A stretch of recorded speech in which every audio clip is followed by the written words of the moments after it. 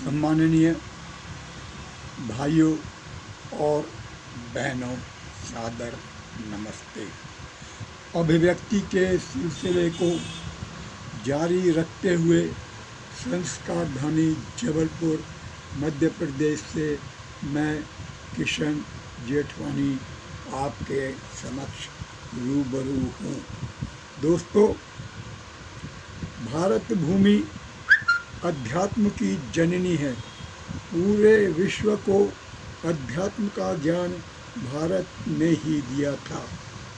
दोस्तों, मुझे दुख के साथ कहना पड़ता है कि लॉकडाउन का समय ऐसा रखा जाता है शाम को 7 बजे। अध्यात्म अगर ध्यान से देखें तो उस समय गोधूली बेला होती है। जितने भी मवेशी होते हैं वो अपने घरों को वापस लौटते हैं। पखेरू वापस लौटते हैं और अपने घोंसलों की ओर जाते हैं। दिन भर का मेहनत मजदूरी करने वाला मजदूर भी उसी समय अपने घर की ओर जाता है। अध्यात्म धर्मगुरु धर्मशास्त्र बताते हैं कि उसी समय माता लक्ष्मी भ्रमण पर निकलती हैं, दीन दुखियों के कष्ट हरती हैं, धन और वैभव प्रदान करती हैं। ऐसे आध्यात्मिक समय में लॉकडाउन, दुकानें बंद करो, प्रशासन के अधिकारी ऐसी भाषा, ऐसी शैली, ऐसी शब्दावली का उपयोग करते हैं कि उनके मुंह से जहर ही निकलता है। आदर सम्मान किसी के लिए नहीं निकलता। आदर सम्मान तो उन्होंने सीखा ही नहीं है। बात आगे बताऊं तो भारत की समाज की संरचना, दुकानें लगभग सुबह 8 बजे खुल जाती हैं। जो आवश्यक वस्तुएं खरीदने वाले ग्राहक होते हैं वो 10-12 के बीच में, जिन्हें बाहर जाना होता है, अपना सामान खरीद कर चले जाते हैं। दोपहर में चिलचिलाती धूप के कारण ग्राहक घरों से बाहर नहीं निकलता। शाम को 6 बजे और 7 बजे के बीच, वही गोधूली बेला के समय में नलों में जल भी आता है।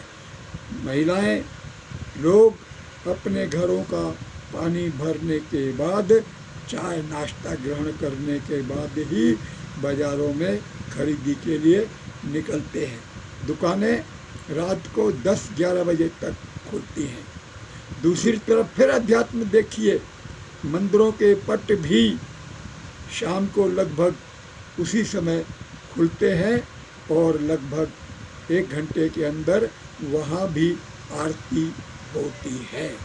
और मंदिरों के पट रात को 12 बजे के बाद ही बंद होते हैं। लेकिन प्रशासन के अधिकारी अनुभवहीन, इन्हें प्रैक्टिकल नॉलेज नहीं है, इसीलिए कुछ भी कर रहे हैं। इसीलिए भी प्रकृति हमसे नाराज है। करता कोई है, भरता कोई है। दोस्तों, 5 ग्राम की जीभ, उस पर 5 किलो का ताला, कहते हैं ये लोकतंत्र है लाला। वाह, क्या सीन है। जुबान बंद रखना, लब सी लेना, आंसू पी लेना, यह मेरे देश की प्रजा की शायद नियति बन गई है। बहुत शक्तिशाली है प्रशासन की मशीनरी। नगर पालिका निगम, बिजली विभाग, पुलिस विभाग, नजूल, डायवर्सन, कलेक्टर, सरकारी अस्पताल आदि इन सरकारी विभागों की शरण में आम नागरिक को अपनी समस्याएं लेकर जाना ही पड़ता है। न्याय पाने की उम्मीदें लेकर पीड़ित व्यक्ति माननीय वकीलों की शरण में और न्यायालय की शरण में जाता है।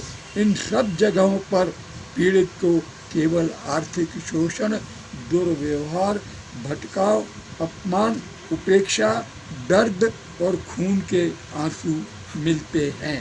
अब तो पत्रकार भी, लेखक और समाचार पत्रों में भी खेमेबाजी हो गई है।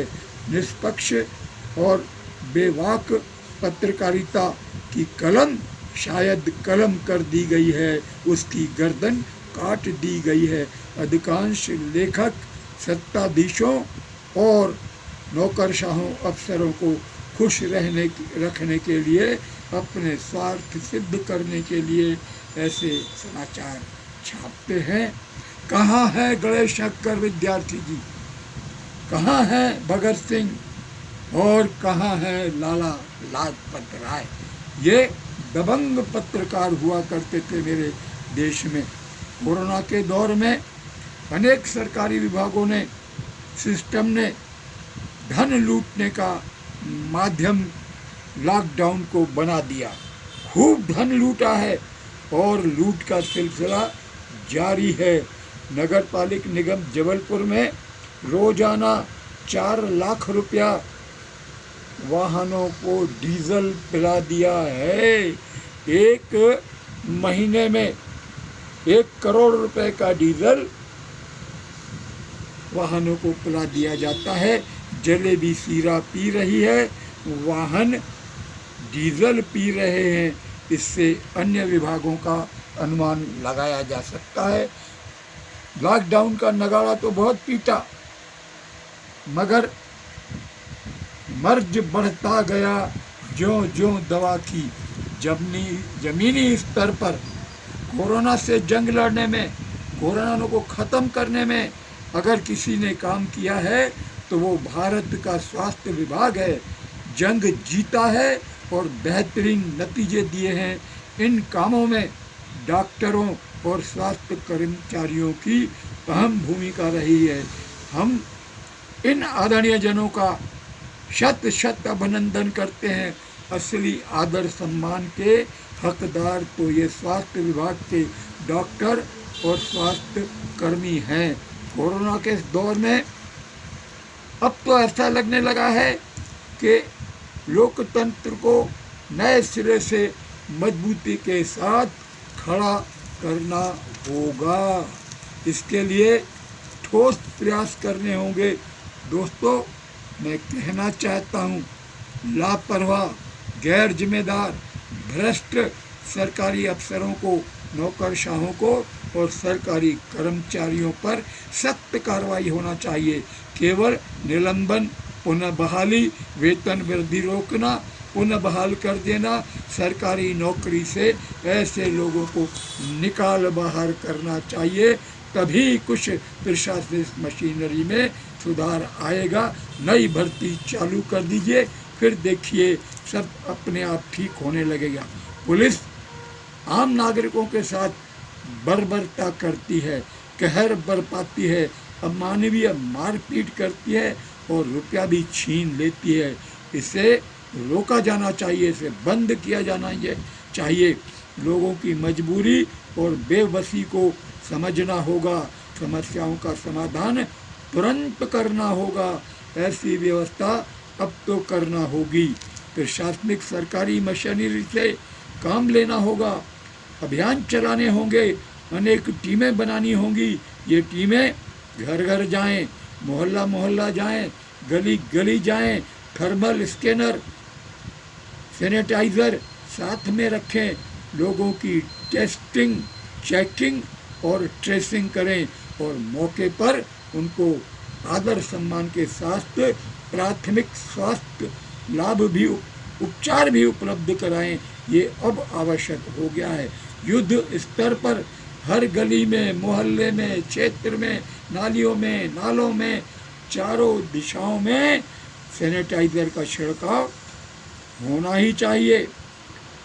ये काम सरकारी टीमें करें।